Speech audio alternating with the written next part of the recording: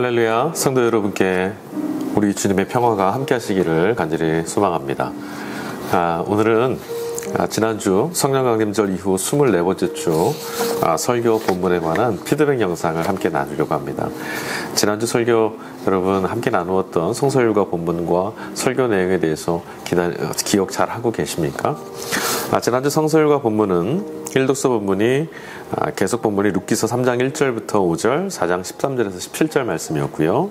선택 본문은 열왕기상 17장 8절부터 16절, 응송 시편 127편, 서신서는 히브리서 9장 24절에서 28절, 복음서는 마가복음 12장 38절에서 44절까지 말씀이었습니다. 먼저 묵상 질문에 관한 나눔을 좀 갖죠. 일독서 룻기서 말씀에서 제가 그런 물음을 좀 던졌습니다. 개역개정 성경에서 룻이 오벳을 낳았을 때 14절에서 내게 기업 물을 자가 없게 하지 아니하셨도다. 이웃들이 나오미에게 했던 어떤 축복의 말이었겠죠. 번역하고 있는데 왜 오벳의 탄생이 룻이 아니라 나오미의 기업 물을 일이라고 말했던 것일까? 이 질문을 제가 드렸어요. 여러분 어떻게 생각하십니까?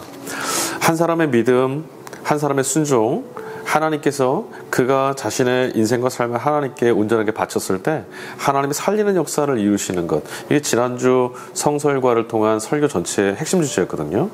마땅히 받으실 만한 것을 드릴 때 하나님은 어떻게 살려내시는가. 이 본문의 지난 묵상은 잠시 후에 성설과 본문에 대한 것도 피드백을 다 하고 나서 다시 한번 생각해 보죠.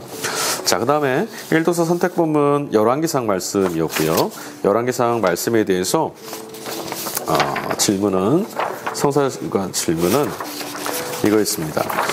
13절에서 말씀한 것처럼 하나님의 사람 또는 하나님으로부터 먼저 나에게 주십시오라는 요구를 받게 된다면 여러분은 어떻게 반응하시겠습니까?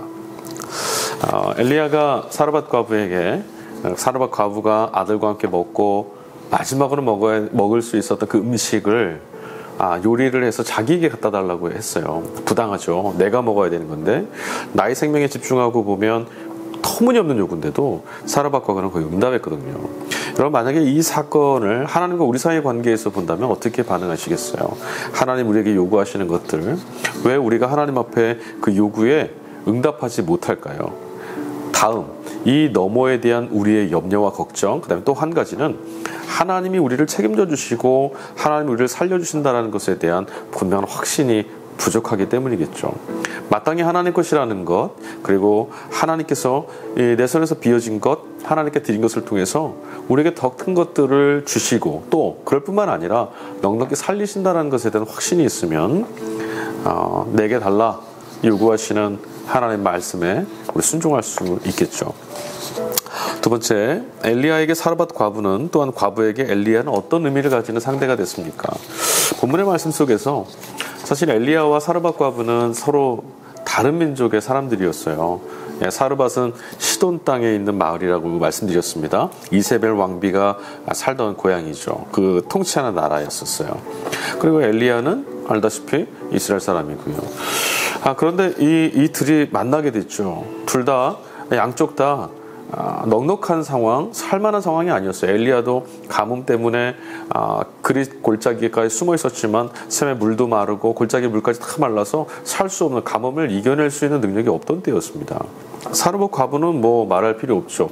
지금 벌써 엘리야가 도착했을 때 먹을 것이 없어서 이제 죽게 생겼던 그런 상황이었잖아요. 그런데 이런 둘이 만났어요. 만나고 나서 어떤 일이 벌어졌습니까?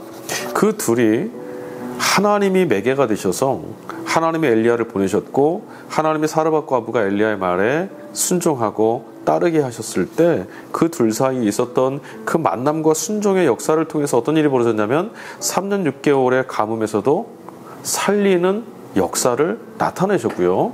서로가 서로에게 생명 살리는 내 생명을 지키고 의지할 수 있는 하나님의 도구가 되었다는 거예요. 사르밧 과부의 밀가루통과 또 기름병에 있던 것들 하나님이 계시지 않다면 오늘 한 끼 먹으면 이제 내일은 없어서 죽음 앞에 아무것도 할 수 없는 것이 되고 말았겠죠. 그런데 그 사르밧 과부에게 하나님이 가라 하셨을 때 뭐 상황이 합당한지 아닌지 따지지 않고 말씀에 순종했던, 그리고 말하라 하셨을 때 말씀을 선포했던 엘리야, 그가 하나님의 은혜를 이 사르밧 과부의 가정에 흘려보냈던 도구가 됐습니다. 뿐만 아닙니다. 엘리야가 하나님 말씀을 전했더라도 사르밧 과부가 순종하지 않았더라면, 정말 하나님 말씀으로 받고 그가 순종하지 않았더라면 엘리야가 과연 이 사르밧 과부를 통해서 살리시고자 예비하신 하나님의 역사, 그 은혜를 입을 수 있었을까요? 서로에게 선물 같은 존재가 되었다. 이게 지난주 제 설교에서 나누었던 말씀이었습니다. 맞습니다. 하나님이 매개가 되어서 우리가 함께 할 때는요, 세상은 서로가 서로에게 원수처럼 사는 그런 깨어진 관계를 우리에게 제공하고 요구하지만, 하나님이 우리 가운데 같이 계시면요, 서로를 살리는, 또 서로에게 너무나 기쁨을 길어올릴 수 있는 선물 같은 존재가 될 수 있다는 것. 뒤집어 말씀하면 여러분, 그릿골짜기에서 까마귀를 구하는 마음이 아니라 나도 누군가에게 하나님의 선물 같은 존재가 될 수 있구나. 내 인생을 정말 무의미하고 덧없이 사라지고 스쳐지는 것이 아니라 하나님 손에 들려줬을 때 세상을 더 밝게 만들고, 하나님 손에 들려줬을 때 생명 살리는 역사 가운데 사용되는 도구가 될 수 있구나. 이것이 오늘 하나님께서 우리에게 주시는 기쁨의 메시지 아니겠어요? 그 다음 서신서 말씀은 히브리서 말씀이었는데요. 묵상 질문은 이것이었습니다. 그리스도께서는 자신을 단 한 번의 제물로 바치셨다. 이 말씀이 우리에게 어떤 의미를 가질 수 있을까요? 두 번, 세 번 계속해서 하나님의 용납을 위해 제물을 바쳐야만 한다면 우리는 하나님에서 앞에서 온전해지기 위해서 어떻게 해야 되겠습니까? 그리스도께서 단 한 번에 온전한 제물로 드려지심으로, 자기를 희생하심으로 우리가 하나님 앞에서 용납되어지는 존재가 된 거예요. 하나님이 우리를 받아주시고 우리를 당신의 자녀로 인정해 주시는 사건이 그리스도의 희생을 통해서 나타났죠. 하나님께 예수께서 당신을 우리를 위해서 하나님 앞에 온전하게 드리시지 않았더라면 우리는 또다시 하나님 앞에 용납되어지고 하나님께 은혜를 입고 구원을 얻기 위해서 내 자신의 삶에 어떤 것들을 또 드려야 되는지, 또 어떤 것들을 하나님 앞에 용납될 수 있어야 되는지 또 애를 쓰고 힘을 내고 자기 자신을 좀 좀 금욕하고 절제하면서 훈련하고 자기를 지키는 율법에 어떤 매여 있는 삶을 살아야 했을 겁니다.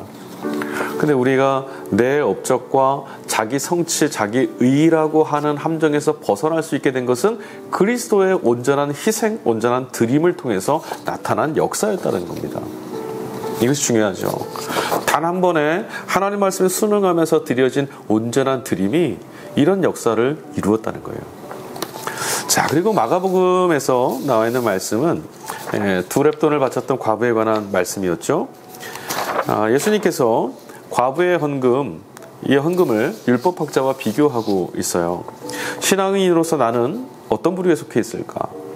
여러분 어떻습니까? 신앙인으로서 이 부류 두 가지 이 율법학자들과 두 렙돈을 드렸던 과부는요, 어떻게 구분되냐면, 율법학자들은요, 오늘 예수님 말씀에 따르면 그들은 남들에게 칭찬받고 인정받기를 좋아하고 거룩한 채 하고 또 옷수를 길게 늘어뜨리고 이런 사람들이라 그랬어요.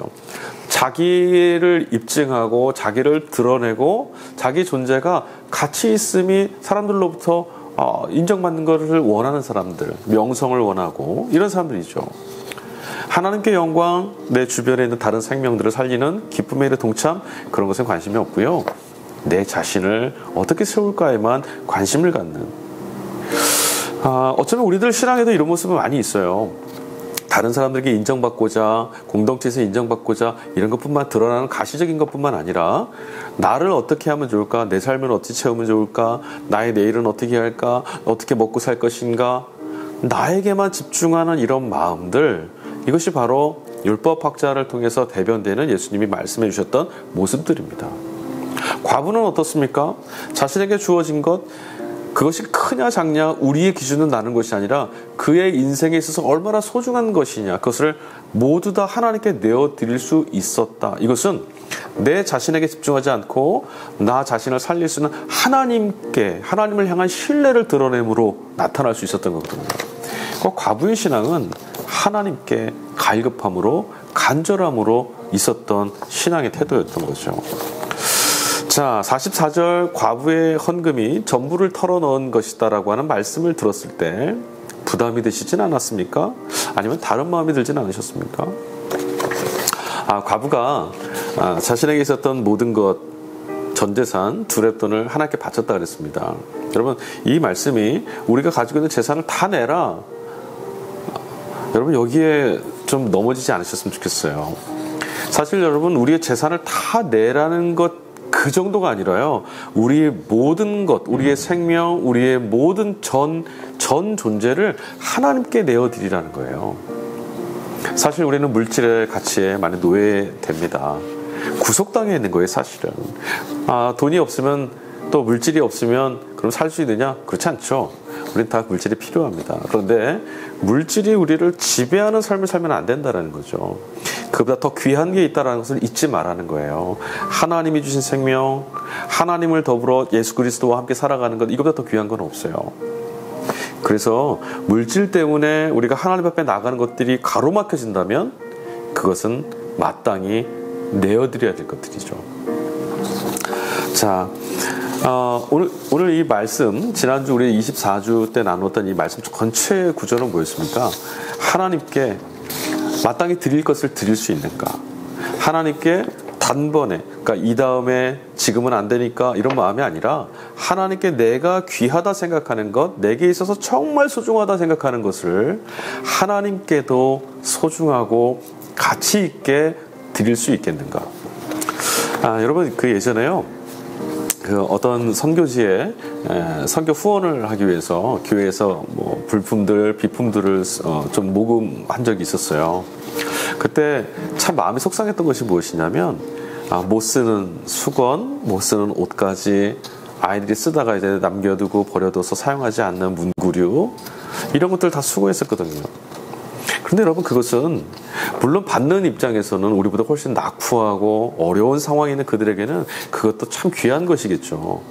그런데 여러분, 과연 우리는 그 선행과 나눔과 베품에 참여했던 우리는 그 귀한 것들을 나눌 수 있는 귀한 손이 되었을까요?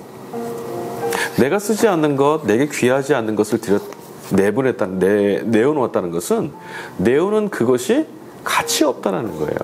가치 없는 것을 주는 것은 선물이 될 수 없죠. 하나님이 만약 우리에게 정말 소중하지 않은 것이라서 우리에게 주셨다면 우리는 어떻게 됐을까요?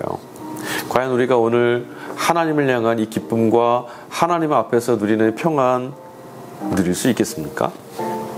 하나님은 당신에게서도 가장 고귀한 것, 예수 그리스도, 당신의 아들의 생명을 우리에게 주셨어요. 그래서 우리가 하나님을 찬양하고 하나님의 크신 사랑에 응답하는 거 아니겠어요? 그런데 우리는 내 손에 들려진 것, 정말 귀한 것을 하나님 앞에, 하나님의 부르심 앞에 내놓을 때 주저하게 되죠. 하나님께 귀하지 않은 것을 드리려고 해요. 사람도요, 내가 귀하지 않은 것, 선물을 주는데 아무데나 신문지에 둘둘 싸서 주면 받는 사람이 귀하게 여기겠습니까? 그렇지 않죠? 내가 귀하게 여기는 것을 줄 때 상대도 감동하는 거예요. 상대가 감동하는 것이 정작 그것이 중요한 것이 아니라 내가 드리는 것이 얼마나 귀하게 드리는 것이냐, 드리는 내 손이 부유해지는 것 아니겠어요? 그런데 여러분, 하나님은 우리의 믿음, 우리의 마음, 우리의 영혼, 우리의 삶, 정말 귀하고 감사한 마음으로 하나님 앞에 내어드릴 때 응답하신다는 거예요. 더 좋은 것으로, 더 귀한 것으로 채우셔서 우리의 기쁨을 충만하게 하신다는 거죠. 우리가 가지고 있는 것들 중에 어떤 것들을 절반으로 나눠서 드렸다면 우리는 절반 가치의 것을 내가 봤을 때 내 마음 절반을 담아서 드리는 거잖아요. 하나님은 우리의 전 존재를 받기를 원하신다는 것, 그리고 우리의 전 존재를 아낌없이 하나님께 의탁하고 드릴 때 오늘 본문에 나왔던 말씀들, 수많은 사람들의 생명을 살려내고 하나님이 놀랍도록 일하시는 모습들을 우리를 통해서 이루신다는 거예요. 그리고 보게 된다는 거죠. 여러분, 우리는 엘리야가 될 수도 있고요, 사르밧 과부가 될 수도 있습니다. 그저 나 하나의 생명 어떻게 연연하고 살아갈까 걱정하고 염려하고 그러고 살아가는 세상 속에서 하나님의 선물이 돼서 더 풍성한 것들을 나누어 줄 수 있는 하나님 손에 들리워진 복된 존재로 살아갈 수가 있습니다. 예수님께서 우리를 그 삶에 초대하셨죠. 지난주 함께 나눴던 이 성설과 본문 독서 다시 한번 돌아보시고요. 다음 주 돌아오는 성령 강림 이후 25번째 주 말씀 속에서 다시 한번 만나도록 하겠습니다. 한 주간도 남은 시간 주 안에서 복되시고 주님 주시는 풍성한 생명 가장 고귀한 것들을 주님께 그리고 주님이 요구하시는 곳에 드려서 여러분의 드림, 여러분의 삶을 통해 하나님이 결실하게 하시는 그것을 보게 되는 삶을 사시기를 복된 삶을 사시기를 주의 이름으로 간절히 축원드립니다. 감사합니다.